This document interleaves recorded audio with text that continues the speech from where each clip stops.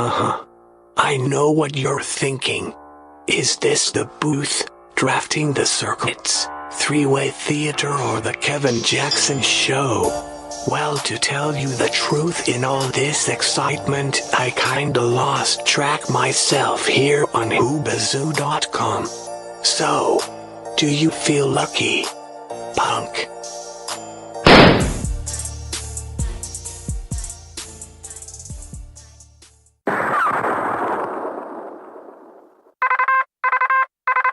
Oscar Mike Radio. Come in, Oscar Mike Radio. Sinister One, this is Oscar Mike.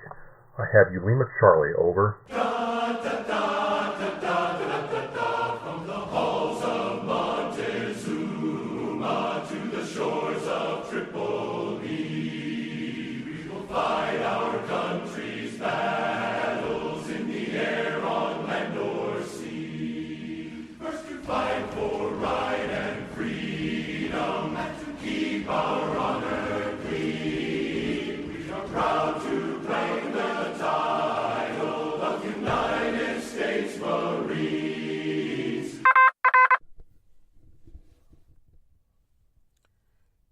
Good evening. Today is June 1st, 2017. My name is Travis, and this is Oscar Mike Radio, broadcasting live. What kind of live? From the City of Champions, Brockton, Massachusetts. This is episode 46. I'm going to start with the question of the week. And this question comes from Eric. How was the D-Day over Normandy film experience that you went to last week? And that's a great question, Eric. Thank you very much for listening. It was great. I went down to the Vets in Providence, Rhode Island, which is right by the Providence Place Mall. And it's one of those old-time theaters with real vaunted ceilings and all the intricate artwork and attention to detail that you just don't find in a big megaplex movie theater. This thing had character. You just won't see anything like it, at least in this area. And I come there and I brought, one of my children and one of their friends, and we're pulling up there and we're seeing people. I mean, a ton of people. I was like, wow, this is great. And the ushers were dressed up in World War II uniforms. People had really gone all out and gotten real authentic World War II uniforms. Army, sailors, Marines, and they were passing out programs and thanking you for coming. It really felt like an event. And even the ushers who actually worked the theater had tuxes on. I mean, with their ties and everything, it was fantastic. Got a great seat. The Vets sits anywhere from 800 to 1,000 people. The whole bottom section was completely full, and most of the top section of the theater was full of people. And it was wonderful. We're sitting there, we're getting excited, and they have, Mr. Gray come out and introduce the project, along with sponsors who had given money to allow us to be filmed. Rob Ninkovich from the New England Patriots came out and talked about, some of the things that he had seen through the film, and from Coach Belichick being able to narrate it. And then the film started. And again, this was one of his first films. Tim has done 19 of these. This is his 19th film. But this is his first film where he shot the actual footage with a drone entirely. With a nice high-end drone with a high-def camera. And you could tell that this was a really unique experience.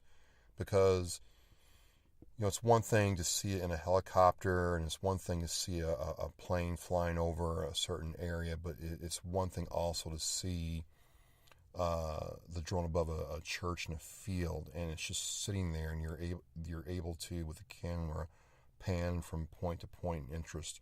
Or when they went in front of the cliffs at Omaha, and they showed, actually, you got a real sense for just how high these things were, and what the people had to do, and the length from the actual beach, from the landing craft to the cliffs where the pillboxes were, just really makes you sit there and think, wow, I mean, how did these guys do this? And then I think one of the most startling features that it's not really just talked about, but not really, talked about as a real focal point, was the cemetery. And I remember seeing pictures of it in history books in school and other places, and some college textbooks, so on and so forth. But when you have the drone flying over all the white crosses in France like that, it really brings it home, because almost 10,000 of our soldiers and sailors died in that 4-day invasion of Normandy. And when you see all these crosses all over the place, it really makes you stop and think about what was required to make this happen. And then my second thought is, would this happen today? Could you ask 10,000 people to pretty much rush headlong into their death? And I'm not sure I want to think about that answer. I think we have great military now. I think we have dedicated men and women who want to serve and protect their country. But I do agree with what Mr. Gray said, is that you would never see this kind of operation take place like this ever again.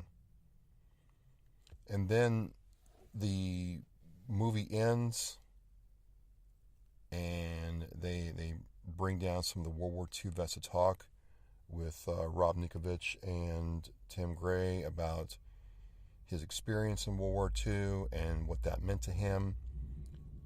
And it was just amazing to hear this guy who's sharp as a tack talk about what he experienced and what it meant to him to see this film, and how this affected the rest of his life. As funny as line was, he's like, yeah, I could still wire up explosives to do demos, so I'm still dangerous. And our grandfathers were savages, man. They were savage badasses, and I do wish my grandfathers had told us more about their experiences in the military. But for whatever reason, as Tim said several times, is a lot of these men never did. They came home, they put away their medals, they put away their memorabilia, never talked about it, and went about their lives. For good or ill, that's what they did. So I'm not sure if that was the right thing. That's what happened. And again, last but not least, but my child and their friend came, and they said they absolutely loved it. They can't wait to see it on Blu-ray and show their friends. And I think that's important, because, like I talked about with Tim, kids are getting interested in this because of games like Call of Duty and Battlefield 1, where the video games have gotten so good that it almost tells its own story, and everything it seems not real, but it's definitely not inconceivable that they don't miss the size and scale of what they're experiencing on the video screen. What I mean by that is, when they see the old tanks going across the trenches, it's more than I had growing up. I had to either watch old war movies or read books, but they're actually in the tank experiencing what that's like in confinement, and the only thing missing is the smoke and the smells and the explosions going off and right beside them. So they enjoyed it. And so I would tell you to go to www.ii or capital I World War II Foundation.org. You can order the DVD or Blu-ray. I highly suggest to getting the Blu-ray and checking it out. It's about an hour and 20 minutes long, and it's worth every penny. Had a great time. So Eric, I hope that answers your question. Okay, the word. And This is episode 46, thinking about what to talk about, and I wanted to talk about this week a personal experience. I haven't really ever went back and delved into my Marine Corps experience a whole lot and how I got started. So I wanted to take this time and talk about my experience becoming a Marine, what I did to get into the Marine Corps, what boot camp was like, what MCT was like, what Huck School was like, what my duty station was like, and then coming out. So I'm going to give this a try this week, see if it resonates with anybody, and see if my memory is still any good. And the reason I'm kind of doing this is because, let's see here, it's 2017. 22 years ago, I was in first phase in boot camp. And I'm like, I've never really talked about, how I actually went into the Marine Corps. So here goes. And I'll try to make this interesting. And because everybody's experience is different. And join along. So I was in Louisiana at the time. We had moved there from Alabama, and before that we had moved from Louisiana to Alabama, and before that we had moved from Illinois to Louisiana. And I had tried a couple semesters at college. A lot of reasons it didn't work out. Don't need to go back there. And was working a job at a car dealership down there. Nothing really high-end or high-speed. Didn't really have a lot of direction in life, I must admit. I felt like I was missing something in my life. There wasn't a lot of opportunity for a kid with little money, no car, I had a motorcycle, to really do something with himself where I was.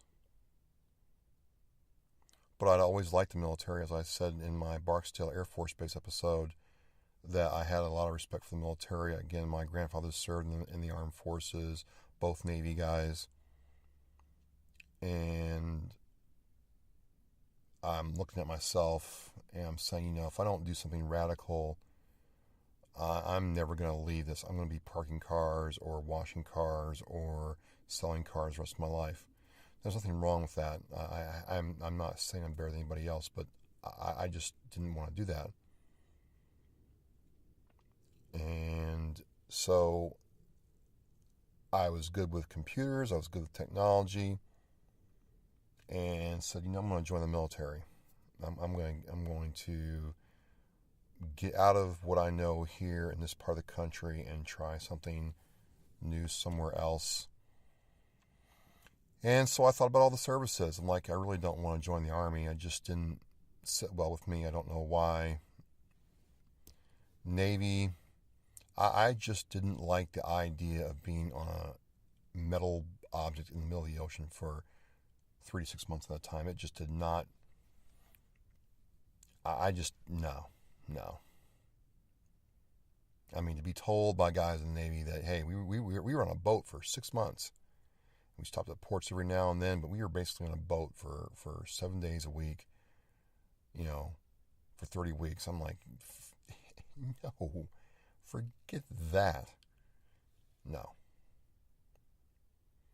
And the Air Force, it was cool because we had the Barksdale Air Force Base there, but it didn't really seem like the military. It's like these guys went, they worked on the planes, they did their other duties, and they came home. It wasn't really like a military job. It was. It's a highly important job. At the time, I didn't know anything. I just told me what I knew. So I said, it's like a job, like something that you're dedicated to being. They're good at their job. It's hard keeping those planes in the air, especially as old as some of those planes are. but I just didn't feel it.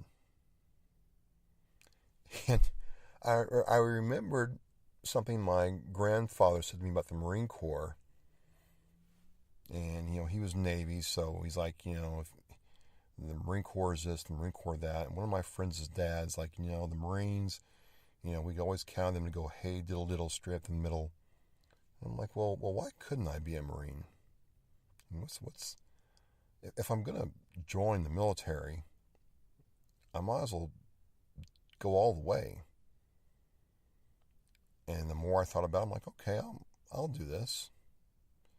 So I went down to the recruiter's office and told them I wanted to join. And their faces lit up. I mean, because I'll get into it later, maybe next episode, or that I do this, is for them, that's easy money. They didn't have to go anywhere or do anything. They just had to take your info and, see what's going on. So the first thing that I remember that they did, and I remember my recruiter's name, he was a staff sergeant. His last name is Bischoff. He was married, 2 kids, and was on recruiting duty. And he was out of the Bossier City recruiting office at the time. And so the first thing they had me do, and this is because of my school situation, they wanted me, before they did anything else, to take the ASVAB. And it's the Armed Services Vocational Aptitude Battery Test. I think it's what the ASVAB acronym or thing stands for. And basically it's a test to see, according to what I was told at the time, it's a way to measure how much common sense you actually have so they can place you in the best occupational field in the military, which is a complete line of BS. Okay? Except for very rare situations, they will put you wherever they want to put you, regardless of what they think, you want or deserve or earn or whatever. So I took it. I had taken it a couple of years before, kind of knew what I was getting into. And I got my score back, and I had I think it's a GT is like a general technical score of 120, which ironically for the Air Force is average, not really something special. Army, you're like, okay, he's one of the smart ones. Navy, again, average, not dumb, not smart, just right there in the middle. Nothing special. But in the Marine Corps, a GT of 120 says that you can do any job in the Marine Corps save language. Because that's the first thing I picked. I wanted to be one of those translator types. I thought it'd be pretty cool to be translating for a senior officer and going cool places and pulling good duty that way. And so they had me take a language test, and I failed it. I failed it 3 times, and I'm like, okay, this is crazy. But they did have, at the time, all these cool aviation MOSs or jobs to do. And I'm like, I can get down with that because I loved airplanes. I loved airplanes, aircraft.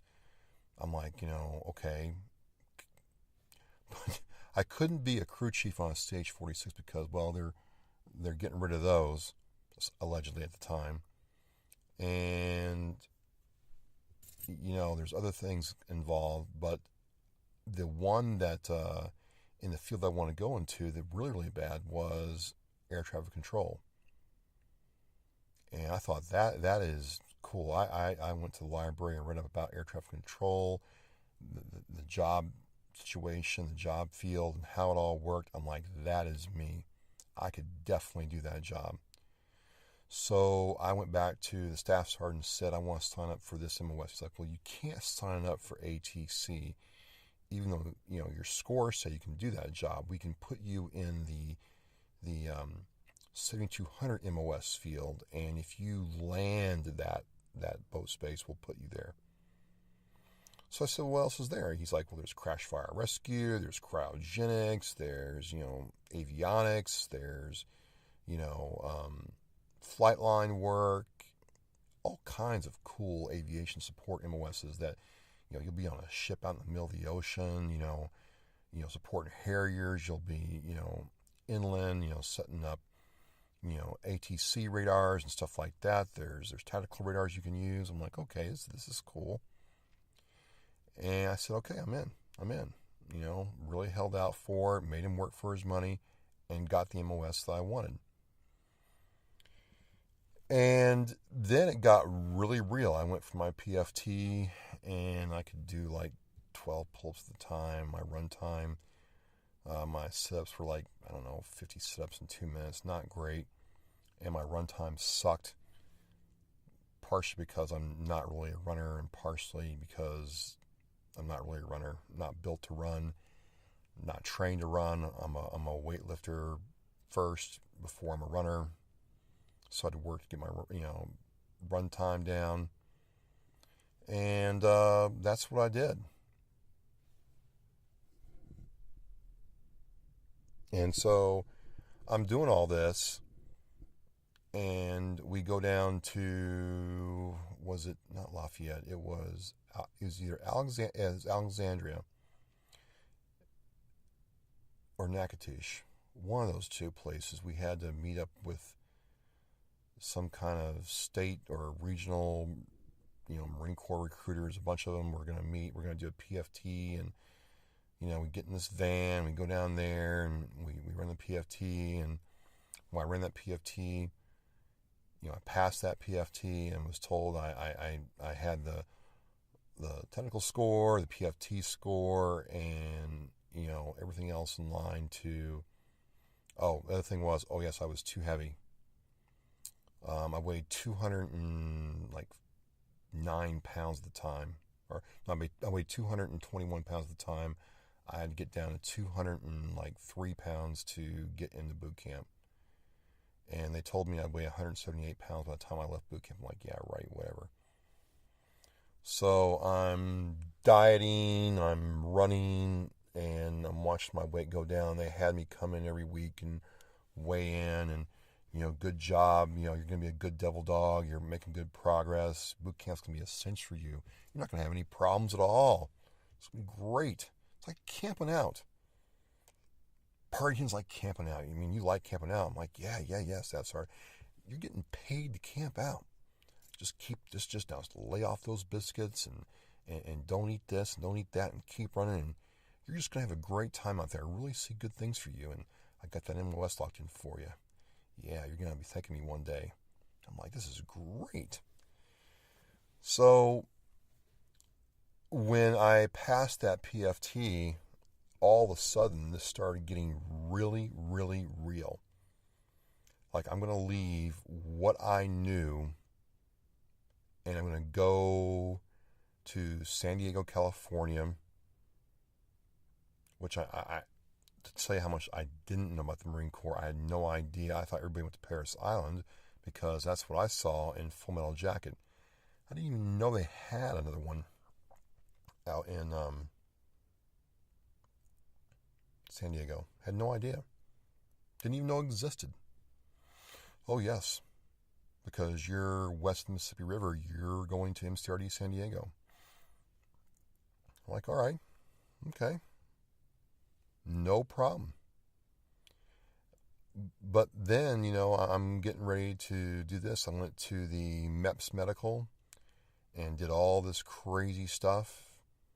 You had to, walk real funny and on your like duck walk, and do all this other stuff, and do standing jumps and stand on one leg and do the eye test and do this and do that, and bend over and cough. Yep, had to bend over and cough.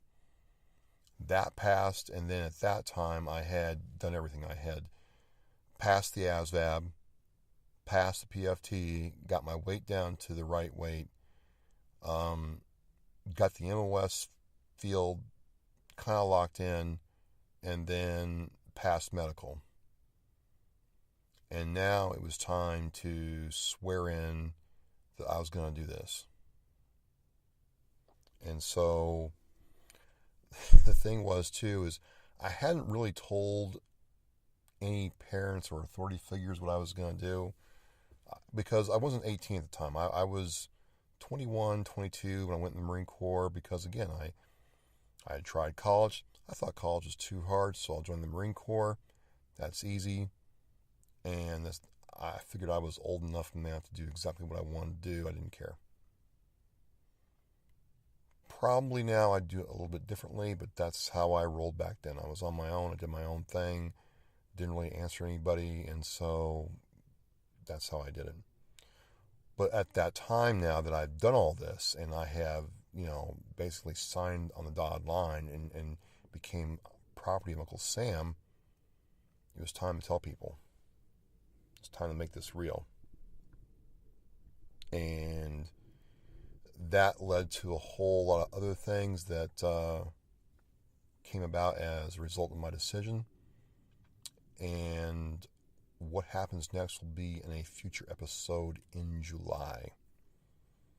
So that's kind of what I want to talk about this week was, hey, I was this, kid parking cars, washing cars, learn how to sell cars, wanted to do something different with his life, and picked the Marine Corps, passed the test, raised my hand, swore to defend the Constitution of the United States and all that good stuff. And my next task was to start telling family and friends that I had done this.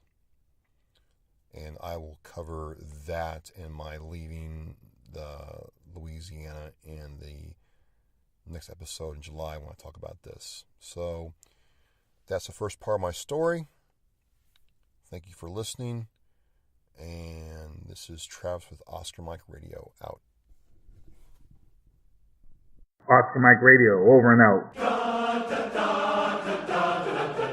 From the halls of Montezuma to the shores of Tripoli, we will fight our country's battles in the air, on land or sea. First to fight for right and freedom, and to keep our honor clean. We are proud to claim the title of United States Marines. Oscar Mike Radio, do you copy?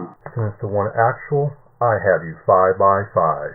Anchors away, my boys, anchors away. Farewell to college joys, we sail at break of day. Through our last night on shore, drink to the foam, until we meet once more. Here's wishing you a happy voyage home. Oscar Mike Radio is en route. Copy that, Sinister One. Coming at you from the city of Champions, Brockton, Massachusetts.